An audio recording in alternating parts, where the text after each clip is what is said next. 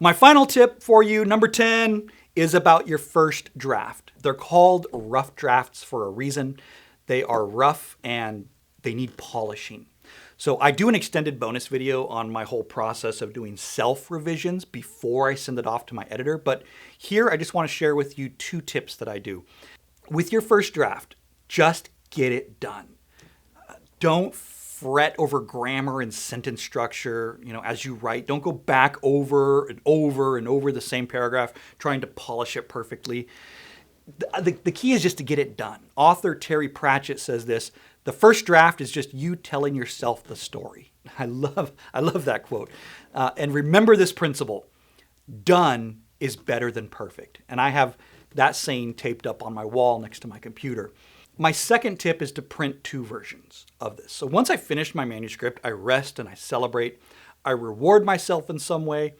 While it's not your finished book, it's still very cool feeling to finally hold your 3 or 6 or 8 months work in your hands. But then I send it over to my local office store and I print 2 versions. I print a spiral bound version and a loose pages version. And let me show you why. Okay. The spiral bound version, this is what I read in bed at night with pen in hand, and I'm looking for misspellings, grammar issues, and overall coherence. I try to kill any unnecessary words, sentences, or sections. I mark it all up. I use the spiral bound version to focus on the details. But then the loose pages version, I lay the loose page version out on a big open surface like my living room, chapter by chapter. And here you can see an example of me doing this in my living room with one of my books. Starting over at the left is my introduction, and then it goes chapter by chapter. Then I stand up on a chair and I take a picture.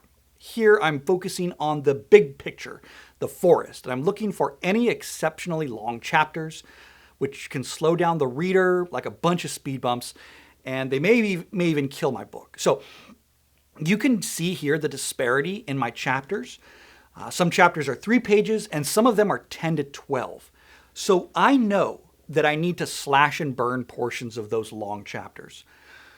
Author Leigh Bardugo says, I think the hard work of writing is just how long a book is terrible before it's good. It's good. So I then lay each one of those long chapters out and I examine them. And here you can see an example of one of the parts, that I cut out. They were not necessary, and I didn't need, 3 examples to illustrate a point, stuff like that. So slash and burn. This book that I'm showing you here started at around 65,000 words, and after I finished slashing and burning, I cut out about 10,000 words. William Faulkner says, in writing, you must kill all your darlings. It hurts, it hurts to do it, but it will hurt your reader even more if you leave all that stuff in. So remember it, keep it concise and get to your point as quickly as you can. All right. So there you have it. It's my top 10 tips on writing a great book. Real quick: conviction, focus, consistency, voice, audience, feeling, conciseness. Find your writing spot, start your cover early, and first drafts, just get them done.